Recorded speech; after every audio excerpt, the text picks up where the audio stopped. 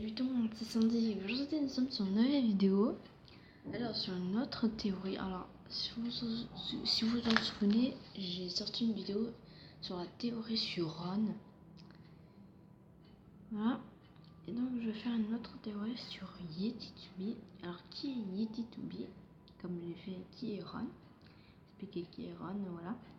Maintenant, c'est parti pour commencer la théorie.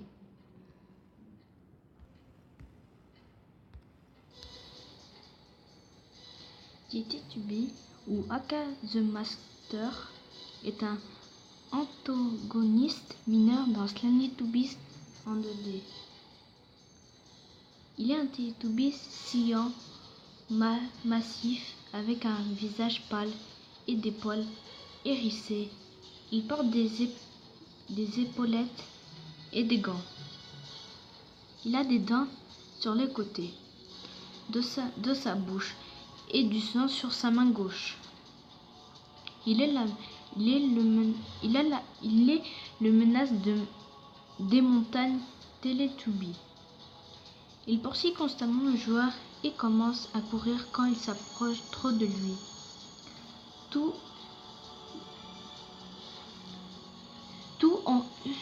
en hurlant, il recommence à marcher quand le joueur s'en va assez loin. Il commence à courir d'une plus grande distance, se retire moins facilement et marche un peu plus vite que le joueur.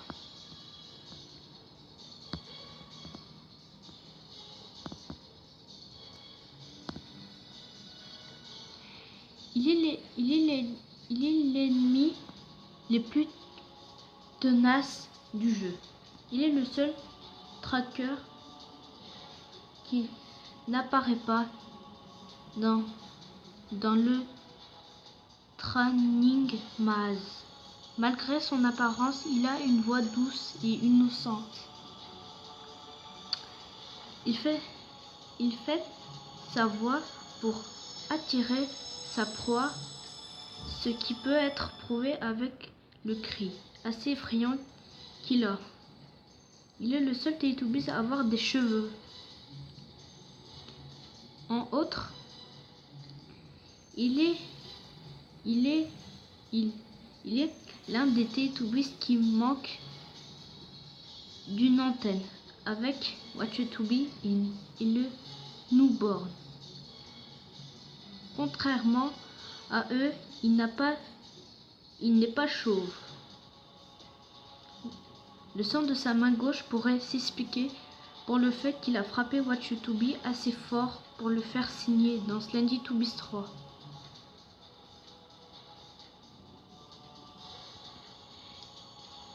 Yeti2B réapparaît dans Slendy Teletubbies 3 comme l'un des différentes menaces, à la fois en campagne et en multijoueur.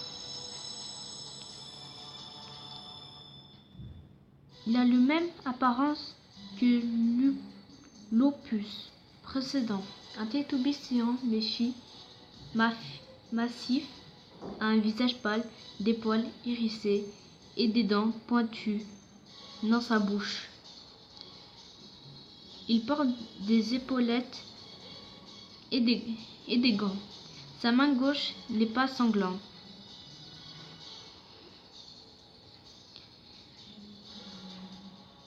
Il est l'une des menaces possibles du chapitre 2, le voyage.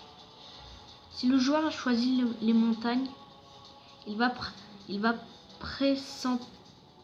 présenter dans une attaque surprise où il attire Watch2B avec sa fausse voix et le charge, l'assomme et l'emmène dans sa maison présumée. Il a un serveur connu sous le nom d'unité 433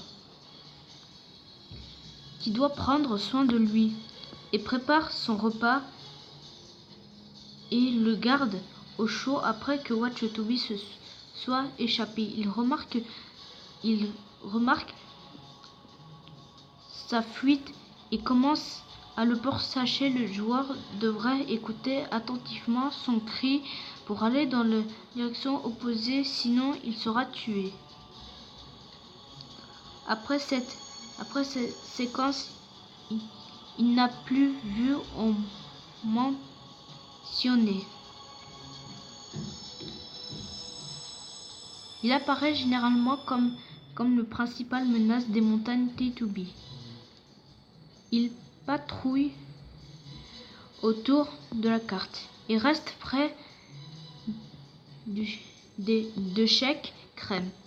Pendant un petit moment, il poursuivra le joueur après l'avoir repéré. Mais il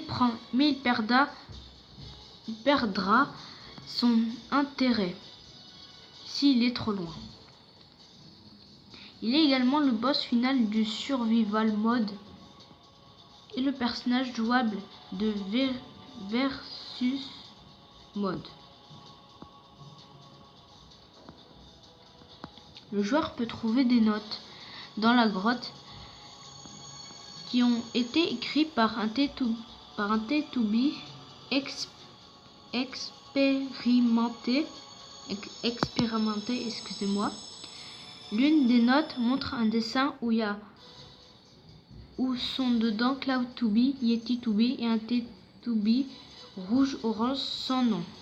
Il montre que Cloud-Tubby et Yeti-Tubby étaient des amis avant de se séparer. Son droïde, je sais pas comment ça se dit, a expliqué qu'il a échappé aux terres qui doit être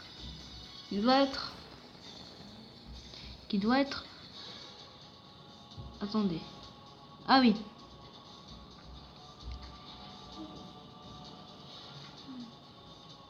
Attendez.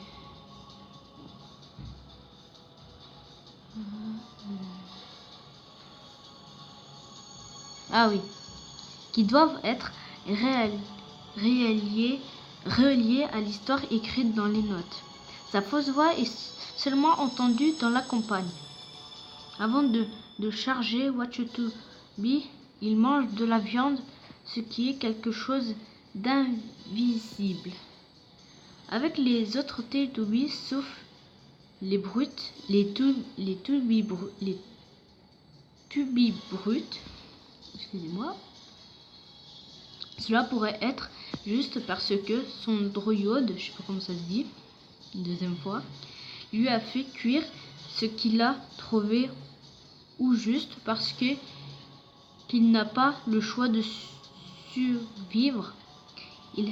Il était un sujet d'expérience le long de Cloud-Tubby. Et un autre, contrairement à son homologue 2D. Il n'a pas une main sanglante. Bon, fin de la théorie.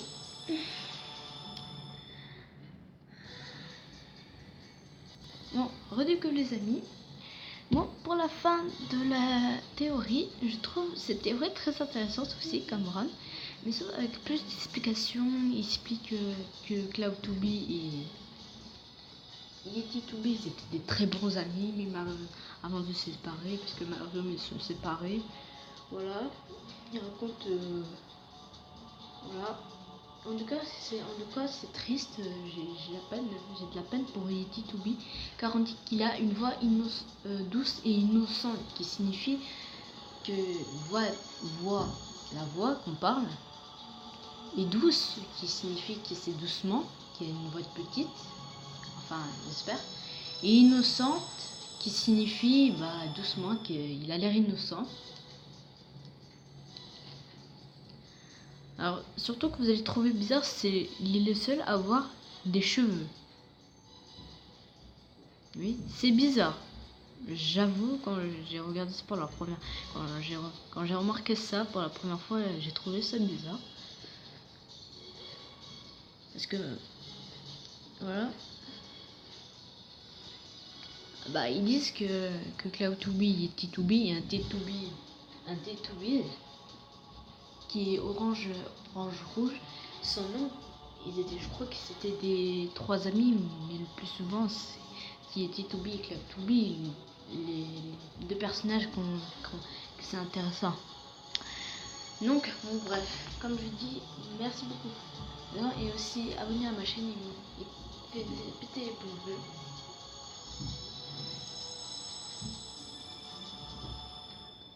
Donc moi je vous dis ciao. Pour une prochaine théorie aussi.